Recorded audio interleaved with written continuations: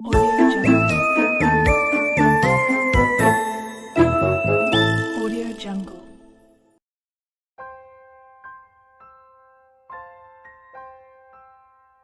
जैकी चैन का जन्म Hong Kong, China में हुआ था। उनके पिता अमेरिकी एम्बेसी में काम करते थे और उनकी मां गृहिणी थी।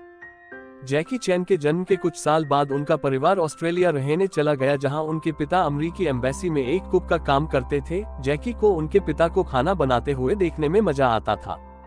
जैकी को उनके पिता ने हांगकांग वापस भेज दिया और उनका एक बोर्डिंग स्कूल में एडमिशन करवा दिया।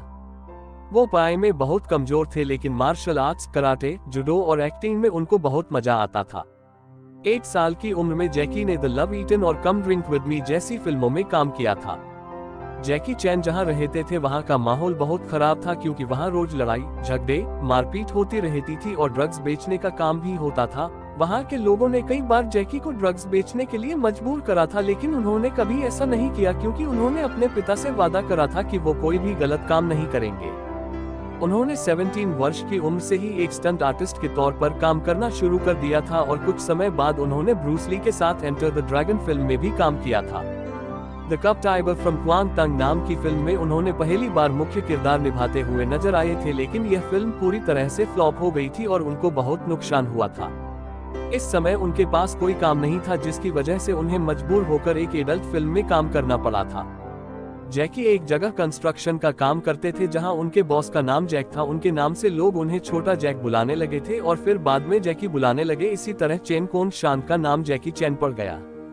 इसके बाद जैकी चैन की कुछ फिल्में आई, लेकिन वो सभी नाकाम हुई। कुछ समय बाद उनकी Snake in the Eagle's Shadow आई, जो उनकी सबसे पहली सुपरहिट फिल्म थी। इस फिल्म के डायरेक्टर ने उन्हें अपनी मर्जी से स्टंट और एक्शन सीन करने दिए थे। 1982 में जैकी चैन ने ताइवान की एक्ट्रेस जोआन लिन से शादी करी थी। 1973 में ब्रूस ली की मृत्यु के बाद चाइना में दूसरा कोई एक्शन हीरो है तो वो जैकी चैन ही थे। जैकी अपनी सभी फिल्मों में ब्रूस ली के स्टंट को कॉपी करते थे और उनके जैसा बनना चाहते थे, लेकिन उनकी सभी फिल्में असफल हो रही थी। अब उन्होंने खुद के स्टंट करने का सोचा और अपने तरीके से एक्टिंग करनी शुरू करी, जिसके बाद जैकी चैन की ड्रंकन मास्टर और स्पिरिचुअल कुंग फू जैसी सुपरहिट फिल्में आई और बाद में उन्हें हॉलीवुड से ऑफर आने लगी थी।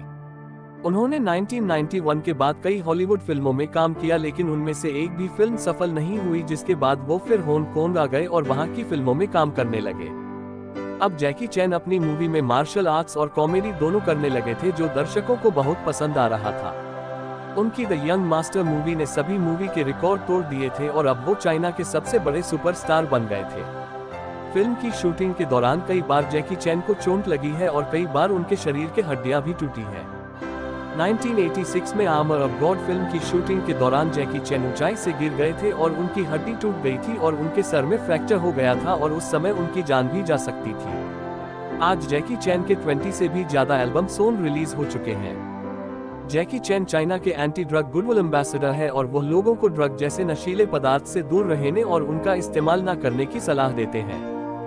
जैकी चैन की जिंदगी में खराब समय तब आया जब उनका ही लड़का जायसी चैन ड्रग लेते पकड़ा गया। तब उनको बहुत दुख हुआ और जायसी को 6 महीने की जेल हुई, लेकिन जैकी चैन ने अपने पद का फायदा उठाकर अपने बेटे को छुड़ाने की कोशिश नहीं करी।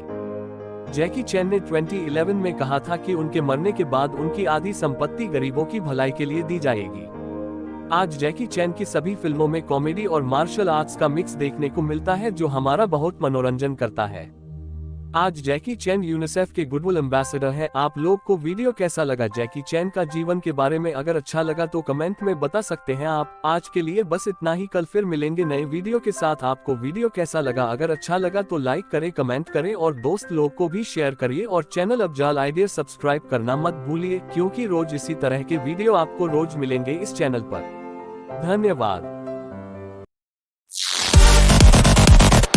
Audio Jungle.